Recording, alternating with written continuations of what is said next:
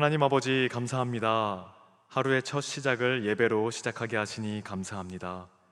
오늘 새벽에 예배 자리를 사모하여 나온 주의 백성들을 기억하여 주옵소서.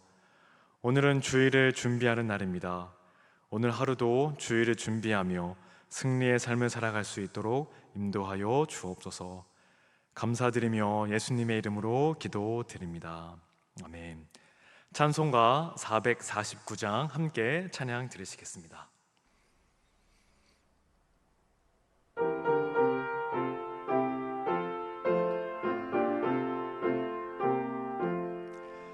예수 따라가며 복음 순종하면 우리 행할 길 완하겠네.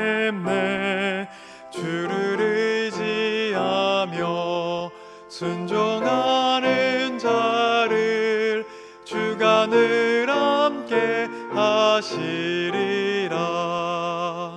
의지하고 순종하는 길은 예수 안에 즐겁고 복된 길이로다.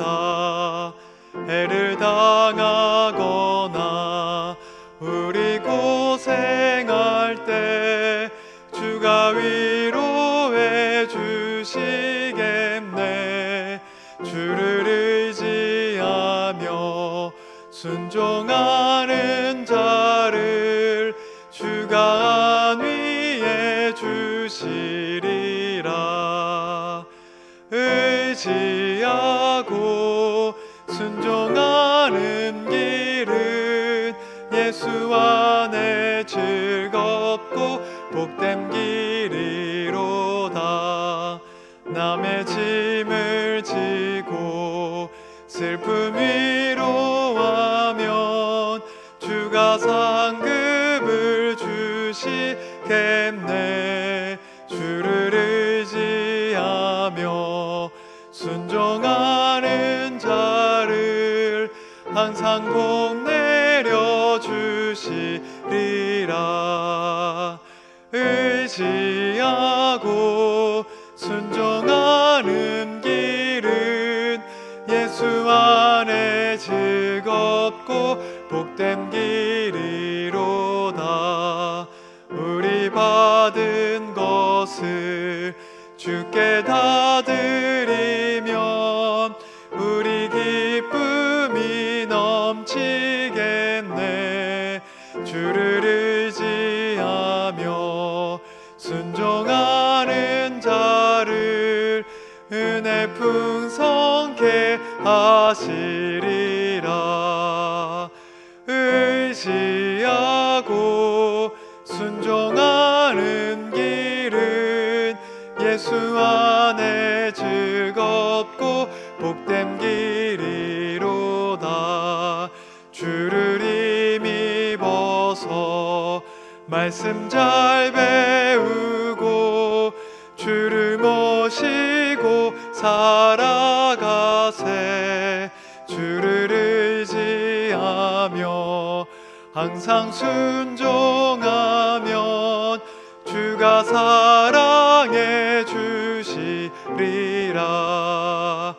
의지하고 순종하는 길은 예수 안에 즐겁고 복된 길이로다.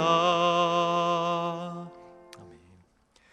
오늘 새벽에 주신 하나님의 말씀은 히브리서 11장 17절에서 31절 말씀입니다. 히브리서 11장 17절에서 31절 말씀, 생명의 삶은 124면 125면에 있습니다.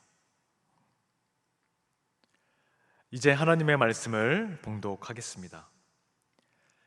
아브라함은 시험을 받을 때에 믿음으로 이삭을 드렸으니 그는 약속들을 받은 자로 돼 그 외아들을 드렸느니라. 그에게 이미 말씀하시기를 내 자손이라 칭할 자는 이삭으로 말미암으리라 하셨으니 그가 하나님이 능히 이삭을 죽은 자 가운데서 다시 살리실 줄을 생각함지라. 비유컨대 그를 죽은 자 가운데서 도로 받은 것이니라.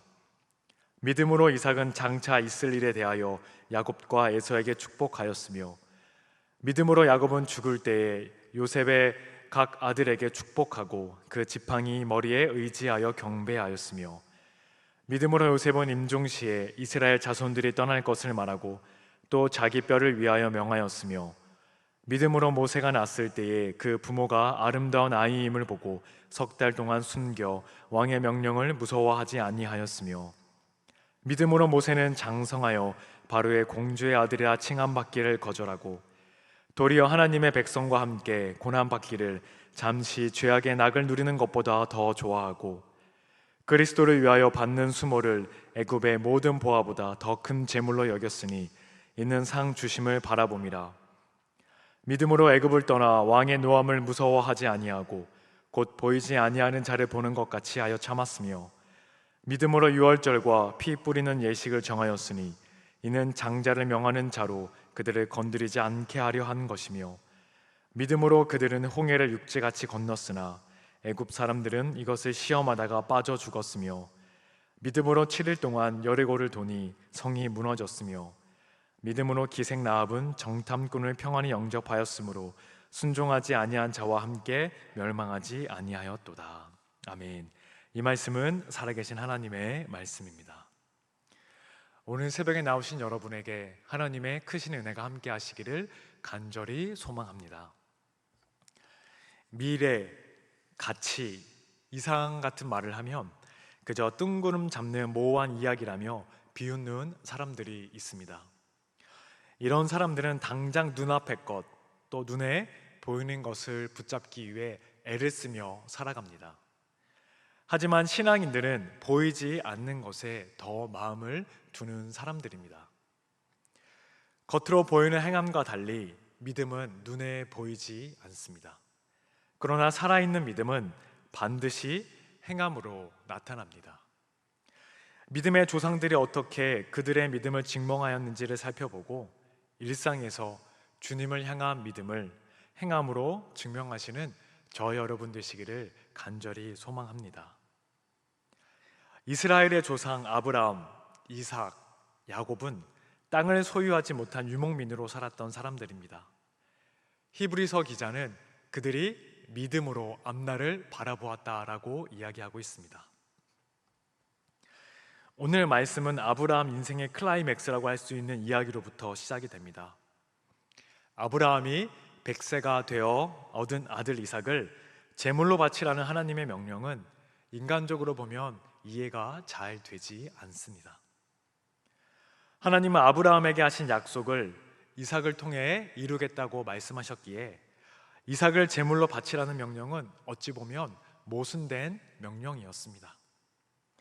아들 이삭을 바치는 이야기는 아브라함의 인생에서 가장 어려운 고난과 시험의 이야기라 할 수 있습니다. 이 이야기의 결론은 아브라함이 받게 될 약속이 부활 이야기와 연결이 되어 있다는 것을 보여줍니다. 아브라함은 하나님의 명령에 믿음으로 순종했습니다. 그 믿음은 이삭이 하나님의 약속을 성취할 아들이기에 죽이더라도 하나님께서 다시 아들 이삭을 살리실 것이라는 믿음이었습니다. 아브라함은 하나님이 죽은 자를 살리셔서라도 언약을 반드시 이루신다라는 믿음을 가졌습니다. 그래서 그는 주저하지 않고 이삭을 바칠 수 있었습니다. 19절 말씀, 이삭을 죽은 자 가운데서 다시 살리신다라는 말은 우연히 나타나는 것이 아니라 그리스도의 고난과 죽음이 부활과 승천에 이르는 것과 연결이 되고 있습니다. 즉 그리스도께서는 부활하시고 승천하셔서 약속의 땅에 먼저 들어가신 하나님의 백성의 대표로 서술된 것입니다. 그리스도께서 고난과 죽음을 당하신 이후에 부활하고 또 승천하신 것처럼 우리 성도들도 같은 주님의 삶의 행로를 경험하게 될 것입니다. 따라서 우리 성도들에게 주어질 약속에서 가장 중요한 것은 바로 부활이라 할 수 있습니다. 그리고 이 부활의 주제는 10절에서 하나님이 계획하시고 지으신 성, 즉 천상의 약속의 땅 개념과 연결이 되고 있습니다. 35절에서는 하나님의 백성이 더 좋은 부활을 얻고자 했다고 말씀합니다. 앞서 언급한 바와 같이 그리스도의 죽음뿐 아니라 부활도 히브리서의 중요한 전제를 형성합니다. 죽음과 부활에 대한 반복된 암시는 히브리서 독자들이 가지고 있었던 죽음에 대한 두려움과 관련이 있을 수 있습니다. 순교자들이 신앙을 위해 목숨을 내어놓았던 것은 하나님에 대한 믿음이 있었기 때문입니다. 하나님은 아브라함이 순종할 수 없는 것을 믿음으로 순종했을 때 하나님께서 아브라함이 하나님을 경외하는 줄 알았다라고 말씀하셨습니다. 성도는 믿음의 조상 아브라함을 본받아 그리스도의 말씀을 절대적으로 믿고 또한 순종함으로 하나님을 진심으로 경외함을 나타내 보여야 합니다. 믿음의 이야기가 아브라함의 자손들에게서 확장이 되고 있습니다. 이삭은 야곱과 에서에게 믿음으로 공평하게 축복을 했습니다. 여기에는 야곱과 에서 둘 다 약속의 계승자가 된 것으로 묘사되고 있습니다. 그러나 12장 16절에서는 에서가 한 그릇 음식을 위해 장자의 명분을 판 것으로 언급되고 있으므로 에서는 약속의 계승자가 될 수 있었지만 배반을 한 배반의 모델이 되었습니다. 이삭과 야곱 둘 다 임종시에 계승을 위해 축복한 것은 믿음의 행동의 핵심으로 여겨지고 있습니다. 야곱이 죽을 때 축복한 행동은 죽음에 대한 두려움을 극복하고 축복의 계승과 부활의 약속을 믿었음을 암시합니다. 죽음과 부활의 주제는 11장에서 반복이 되고 있습니다. 22절을 보시면 요셉의 이야기가 간략하게 언급이 됩니다. 유대 문헌에서 요셉의 이야기를 할 때 주로 다루는 주제인 꿈을 해석하는 지혜자 혹은 보디발의 아내의 유혹을 물리친 절제 화신이라는 주제는 나타나지 않고 있습니다. 요셉의 신실성이나 인내도 요셉의 믿음에 관한 주제로 묘사되지 않고 있습니다. 히브리서 기자는 오히려 요셉의 삶에서 한 가지 이야기에 집중하면서 히브리서 전체의 주제와 연결을 시키고 있습니다. 그것은 새로운 출애굽과 약속의 땅으로의 진입입니다. 요셉은 애굽의 총리였기에 죽으면 애굽 땅에 장사될 수밖에 없었습니다. 요셉은 임종시에 장차 이스라엘 자손이 애굽을 떠날 것을 말했고 또 자기 뼈를 약속의 땅으로 가져가라고 유언을 남겼습니다. 또한 야곱과 마찬가지로 임종시에 유언을 남긴 것은 죽음의 모든 것의 마침이 아니라는 히브리서의 예언과 말씀과 메시지와도 연결이 되고 있습니다.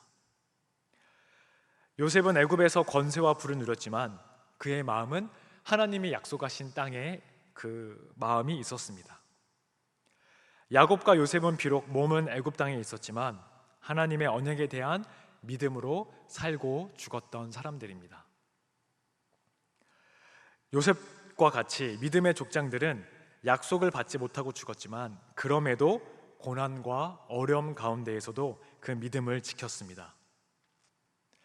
이러한 믿음은 성도가 장차 이 땅에서는 살고 있지만 영원한 하늘나라에 들어갈 것을 소망하며 또한 이 땅에 마음을 두지 않고 위의 것을 바라는 믿음이라고 할 수 있습니다.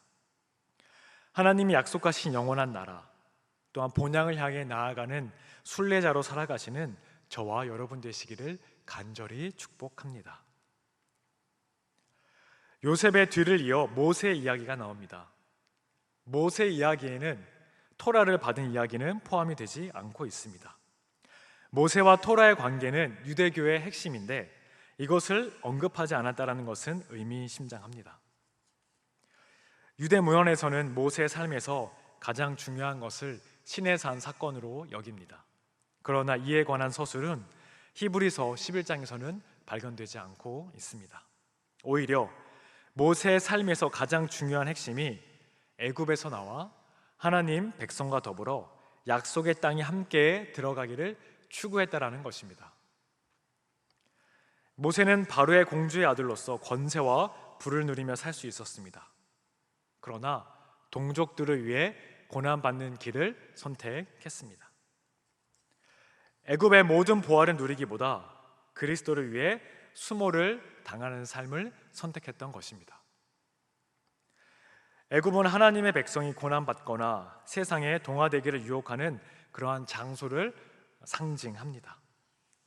즉 애굽은 기독교 공동체의 외부 사회를 말하는 것입니다. 히브리서 기자는 그가 하나님의 상 주심을 바랐기 때문이라고 이야기하고 있습니다. 영원한 하나님, 그 하나님의 나라를 향한 소망과 믿음이 현실에서 누릴 수 있는 좋은 것들을 포기할 수 있게 만들었던 것입니다. 보이는 것과 보이지 않는 분의 대조는 1절에 나타난 믿음의 주제와 연결이 되고 있습니다. 믿음은 현재 지상적 관점에서 보이지 않는 대상을 믿음의 눈으로 혹은 소망으로 바라볼 수 있는 것입니다. 모세는 지상의 왕을 두려워하지 않았습니다.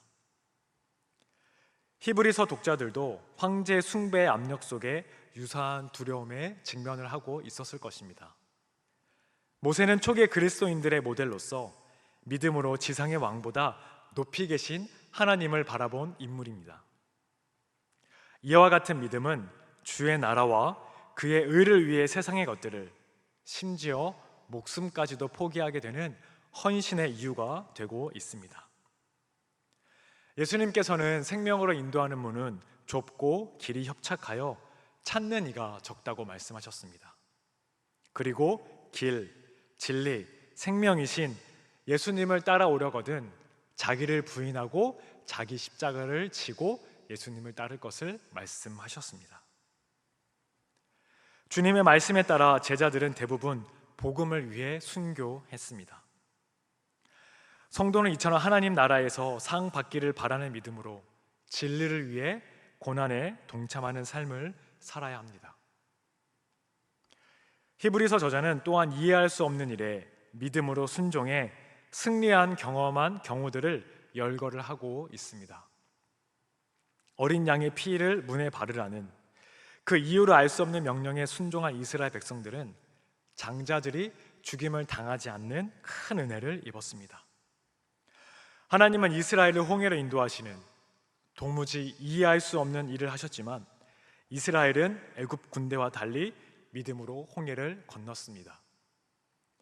여리고성 주위를 돌라는 이해할 수 없는 명령에 순종했더니 큰 승리를 얻었고 기생 라합은 믿음으로 정탐꾼들을 영접했습니다. 믿음을 가진 사람들은 이해할 수 없는 행동을 하는 것처럼 보이지만 이를 통해 하나님은 구원을 허락해 주십니다. 하나님이 우리에게 이해할 수 없는 명령을 주실 때 그때야말로 하나님의 살아계심을 경험할 수 있는 기회입니다. 히브리서 저자는 홍해를 건넌 사건에 이어 곧바로 여리고성 정복 사건을 말함으로써 광야의 이스라엘 백성 이야기를 생략합니다. 또 흥미로운 점은 여호수아가 등장하지 않는다라는 사실입니다. 여호수아는 4장 8절에 이미 언급된 바가 있습니다. 헬라어로 여호수아와 예수가 동일하다는 점은 우리는 간과해서는 안 될 것입니다. 히브리서에서 예수님은 새로운 여호수아로 그 백성을 약속의 땅으로 인도해 주시는 분이십니다. 히브리서 저자는 이러한 관점에서 여호수아 이야기를 11장에 삽입하지 않았습니다. 예수님은 새로운 여호수아로서 그 백성을 이끄시는 분이십니다. 라합은 이방인으로서 하나님 백성의 이야기에 삽입이 되고 있습니다. 그녀는 이방인이었지만 하나님 백성과 함께 약속의 땅을 기업으로 받는 데 참여합니다.